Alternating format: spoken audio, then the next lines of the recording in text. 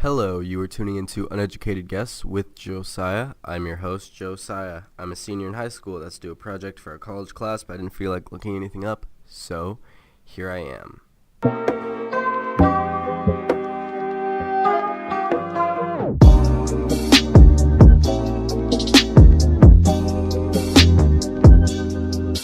Today's episode is coming obviously today, Tuesday. It's episode 17 on torture and execution.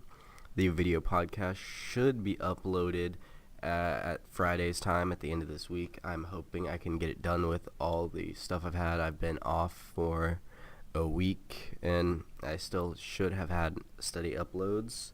I haven't checked since then because I've been fairly busy with paperwork. But torture has been around for many ages, from the Middle Age to now.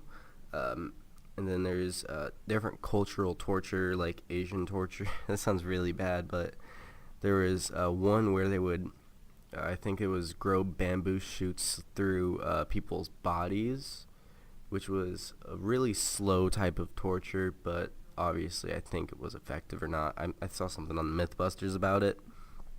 But they also had water torture, which is where they basically drove, which is it's a psychological torture. Then there's like classic torture, which is, pain. But torture's always been unreliable because people just want to make the pain stop, among other things. So you can cut people, pull teeth, pull out nails, and it's just unreliable.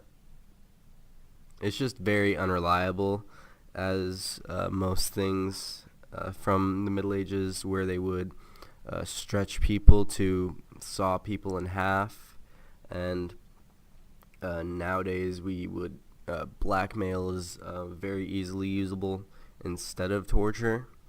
But torture has always been the use of different military branches and stuff. It's a part of interrogations and things like that in our current militaries. Well, supposedly it's not anymore, but you know how that goes. Torture's been a classic staple on getting information throughout the ages. I'm gonna obviously look up when it was like first used, what kind of different kinds were used in the Middle Ages, now different interrogation techniques. There's also been several different kinds of execution. My favorite one is, I think it was announced in France, obviously, is the guillotine, which is used to behead enemies. And I'm pretty sure it was very effective, except sometimes it didn't fully work, which I'm not 100% sure on why it didn't. I'll obviously look that up later. But there's been beheadings and delimbing in several different countries as like a form of capital punishment, a form of execution, or basically just punishment in the different cultures. Like in Africa, I know they'll cut like your hand or arm off for stealing and stuff like that. I wouldn't doubt that they'd behead people also. Beheading's a very popular thing in Middle Eastern countries also. So is, as I like to call it, delimbing, which is kind of ridiculous, but that's the best term I have for it at this time, is delimbing, just cutting someone's limbs off, like arms or legs. But the electric chair is the modern form of capital punishment or execution, which it was invented by, I think it was invented by Thomas Edison to make people basically dislike AC current or something. I'm not sure it's AC DC, but it was basically built as a way to disprove Nikola Tesla, which I can't remember which it was. I learned this in economics class, but basically executions have been a very popular thing. A lot of gang executions, military executions, could happen by firing squads, which basically they line up the victims on a wall and just fire a numerous amount of bullets into them. That's been happening since World War II, World War I, everything. When mass burial sites of mass execution sites, I should say, during World War II have been found, and they do it in the Middle East. Ooh, they do beheadings in the Middle East. Like terrorists and stuff, they'll behead their victims and stuff like that. But firing squads, like a lot of gang members also use that. They'll put a bullet in the back of someone's head. That's like what people do in like mobster style and different things like that.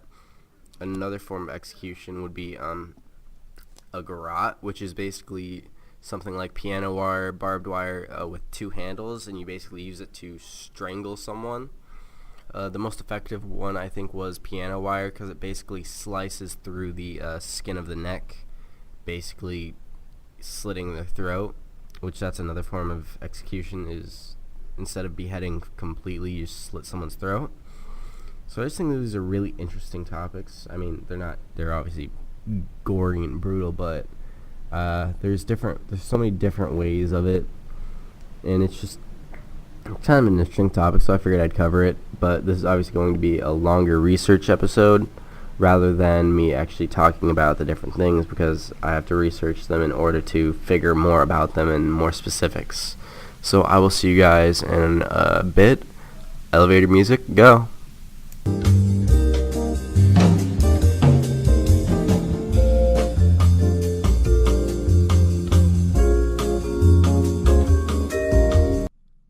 Hey guys, I'm back after doing some research, and it seems the mic is working now, because it's actually loud. Yeah, the mic wasn't working earlier, so I'm gonna have to bump up the audio post-production, obviously. And also, you're gonna hear me stop every single time because I forgot to fix the text when I was adding things into the Word document I have. But we're obviously going to start with different types of torture, and then we're going to get into basically execution styles. We're starting with medieval times, and we're going to go just all over the world with different types of execution, because there's lots. I didn't get really into execution as much as I should have, probably, but I got some interesting ones, some ones that are basically just kind of out there and everywhere, basically, because I just got stuff from a lot of different cultures. But excuse me, I'm getting a call and I don't recognize that person, so sorry about that. But in the Middle Ages, torture was used to extract information, force confessions, punish suspects, frighten opponents, and satisfy personal hatred. And that's a big one, is the satisfy personal hatred one, because people hated each other back then, apparently, like a lot more than now. Historically, ancient Greeks and Romans used torture for interrogation until the secret century, can't really talk today, 2nd century after death. Torture was used only on slaves. A slave's testimony was admissible only if extracted by torture. Torture devices can be classified in many ways. Tortures that leave a visible mark versus those that do not. Tortures that draw blood versus those that do not. In theory, the Catholic Church permitted only the latter. Physical torture versus psychological torture. Torture used to extract information versus torture used as an additional punishment to prolong death. So, barrel pillory, or Spanish mantle, was basically a barrel fitted over the entire body, with the head sticking out from a hole in the top. The person is kept locked in the barrel, forcing him to kneel in his own filth, and in some cases suffer extreme hot or cold. So basically, over a prolonged time, you rotted while you were still alive and died from starvation, dehydration, or infection, which there's a few of those that are like that, and it's really, really gruesome. Like, I'm just glad you guys don't have to look at the pictures I was looking at, because it was nasty. And the school's search history is probably, they're going to be like, what's wrong with this student? He's looking up a lot of weird stuff. But that's just because I'm an interesting person or something like that. Branks, or scold's bride, or gossip's bridle, which is one that I thought was pretty funny. Branks were used to punish nagging, slander, cursing, witchcraft, or criticism of Christianity. A scold's bridle, sometimes called a branks, was a punishment device used for women, also used as a mild form of torture. It was an iron muzzle or cage for the head with an iron club plate projecting into the mouth and pressing down on top of the tongue. The curb plate was often studded with spikes so that if the tongue remained lying calmly in place, it inflicted a minimum of pain. So basically, it was like, we're sick of you talking. We're just going to put a muzzle on you that has spikes. It's really messed up, but, I mean, it's kind of comical. Like, we wouldn't ever think of anything like that today, but that's what they did back then, and it's just kind of messed up. But stocks are what most people are familiar with during medieval time. It's basically a form of physical punishment where they put your neck and hands into wooden basically things and locked them for public humiliation. So like people would throw stuff at you, spit on you, like that kind of stuff. And now one of the more gruesome things, in my opinion, of torture in medieval times / execution, I think, is rats. A cheap and effective way to torture someone was with rats. There were many variants, but the most common was to force a rat through a victim's body, usually the intestines, as a way to escape. So it's basically they completely restrain the victim, then they would slit holes into their stomach area and abdomen and basically put hungry rats into the holes, which is just really gruesome. Then sawing. Sawing is a method of torture and execution. They basically strung you up by your feet, and as it says, they used a saw to cut you from the groin down to your head. And they usually did it over a drain for obvious reasons, which is really messed up. Then scavenger's daughter is what I think it is. Yeah, it is. So basically, the scavenger's daughter is the opposite of the rack, which the rack stretches you out. The scavenger's daughter basically holds you into a fetal position, essentially. And that's the gist of it. It basically confines you down instead of stretching you out. So it's basically the opposite of the rack. And now we're getting into torture, which waterboarding is the most common form of torture, I guess. In current days and in old days, it's simulated drowning. They put a rag over you while your head or your feet were over your head, and they basically poured water over your nose and mouth in small bursts to get information and stuff like that. Chinese water torture, however, is not actually originating from China or anywhere. Actually, it was a trick performed by Harry Houdini, a Chinese water torture cell, which is actually really kind of messed up. But victims were strapped down so that they could not move, and cold or warm water was then dripped slowly onto a small area of the body, usually the forehead.